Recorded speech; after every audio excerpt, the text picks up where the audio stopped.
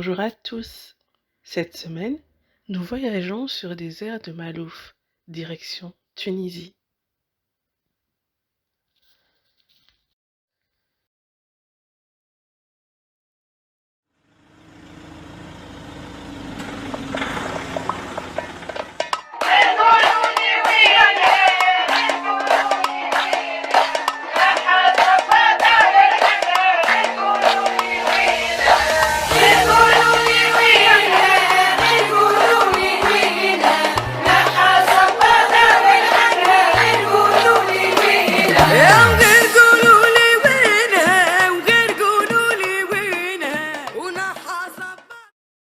Les ingrédients.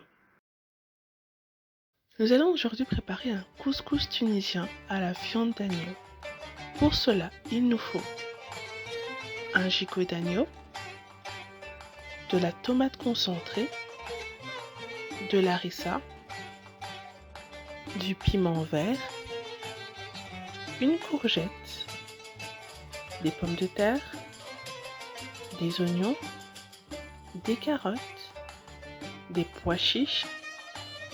Pour les épices, il nous faudra un mélange de tabel tunisien et du ras el hanout, du sel, du poivre, mais aussi de l'ail, de la semoule fait main, de l'huile d'olive.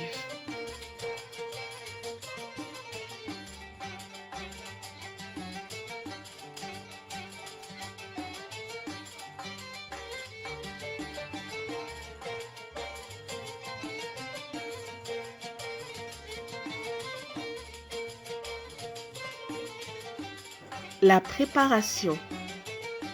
On épluche tour à tour les carottes, les pommes de terre, puis on découpe la courgette dans la longueur. Ensuite, on enlève la peau des oignons, les extrémités des carottes, puis on les découpe en lamelles.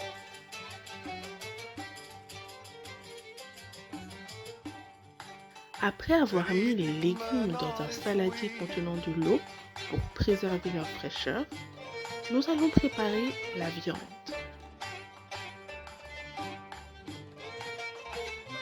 Nous commencerons par couper le gigot d'agneau en morceaux avant de la laver, pour ensuite mettre nos morceaux de viande coupés dans une couscoussière en y ajoutant par la suite de l'huile d'olive, 2 cuillères de tomates concentrées, 1 cuillère d'harissa, de l'ail écrasé au préalable, le sel, le poivre, les épices et les pois chiches.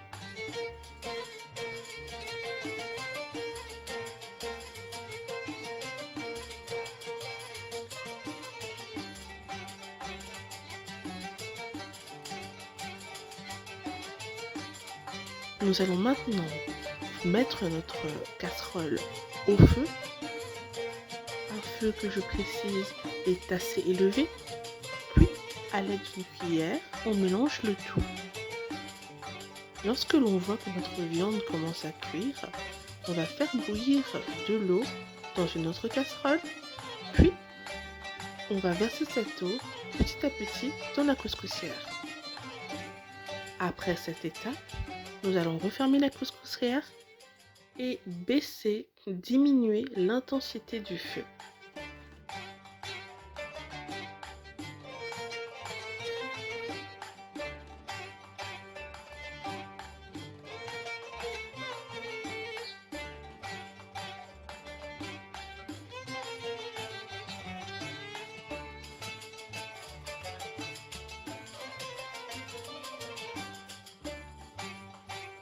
Pendant que la viande cuit dans la sauce, nous allons mouiller dans un bol la semoule avec de l'eau tiède.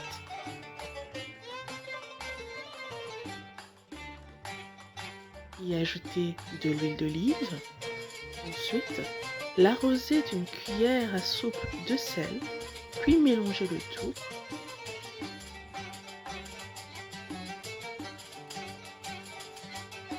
Et enfin, laisser reposer notre semoule sous un torchon propre. Après une demi-heure de cuisson, nous allons ajouter à notre sauce et notre viande les légumes durs, comme les carottes et les oignons. Nous allons maintenant reporter notre attention sur le couscous, que l'on va malaxer avec les deux mains, puis verser dans la partie supérieure de la couscoussière pour ainsi permettre à notre semoule de cuire à la vapeur.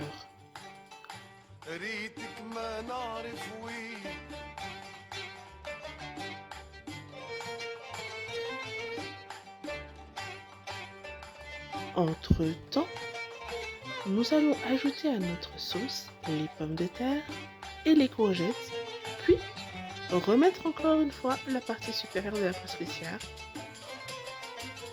Pendant que notre casserole mijote, nous allons entailler les piments verts, les saler, puis les faire frire à l'huile. Pendant la cuisson, place au point culture. À l'instar de l'Espagne, du Brésil, de l'Italie ou du Pérou, la culture tunisienne forme une synthèse des différents peuples, peuplades, civilisations qui se sont installés sur ces terres.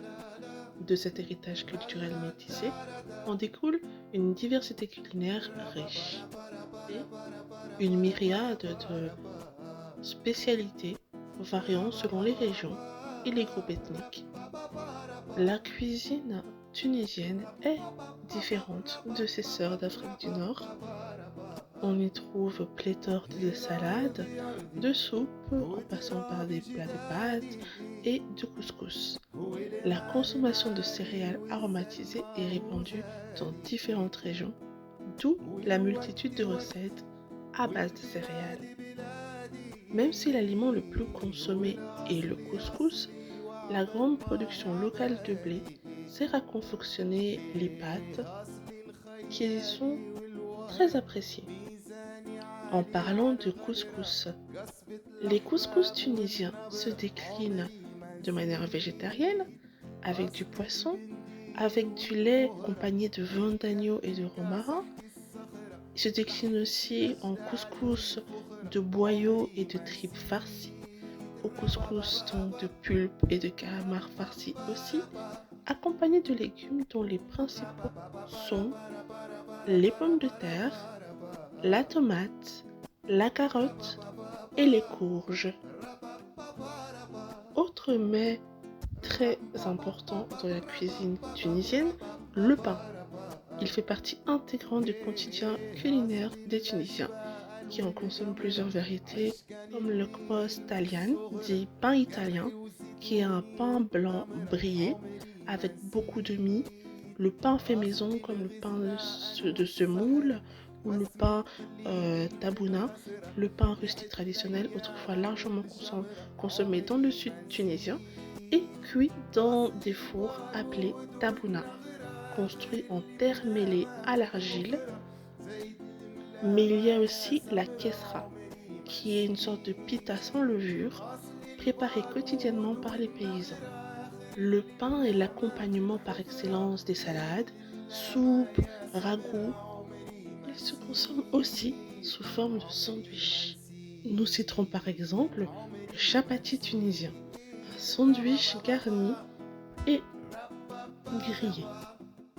Nous avons parlé plus tôt du blé, mais la cuisine tunisienne n'utilise pas que le blé. Elle utilise aussi l'orge, le sorgho, les lentilles ou encore le fenugrec. Ces aliments sont complimentés d'une palette variée d'épices dont le cumin, la coriandre, le karvi, le curcuma, le piment, le poivre, le clou de girofle, le safran, les graines de nigel, le cubeb, la cannelle, etc. Mais n'oublions pas d'ajouter à cette liste les herbes aromatiques telles que la menthe, le romarin, les feuilles de géranium, l'aneth ou encore des écorces d'orange séchées. La cuisine en Tunisie occupe une place prépondérante dans la vie quotidienne, que ce soit dans les cérémonies familiales ou religieuses. Les festivités sont des occasions pour démontrer son savoir-faire culinaire.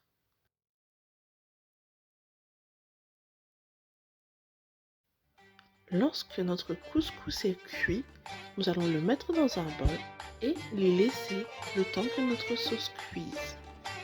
Astuce, pour avoir un couscous rouge, on prélève à l'aide d'une cuillère la couche de gras formée à la surface de la sauce et on la verse sur le couscous que l'on va mélanger pour obtenir cette couleur bien rougeâtre.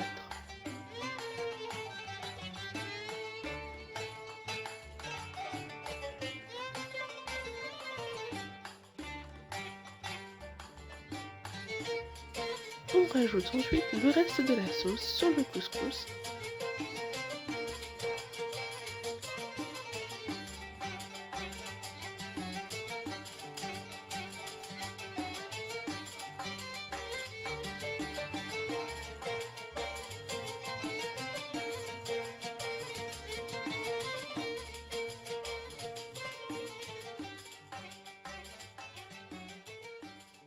Notre plat est prêt. Voici donc le résultat final.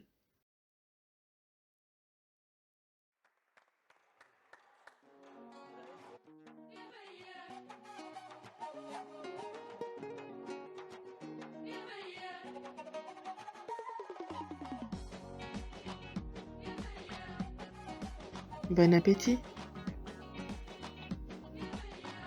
N'oubliez pas de commenter et de nous dire ce que vous avez pensé de notre vidéo précédente. Vous pouvez la voir ici. Merci d'avoir visionné notre vidéo. On revient mercredi avec une nouvelle recette et n'oubliez pas de vous abonner, de liker et si vous avez vraiment aimé, partagez-la.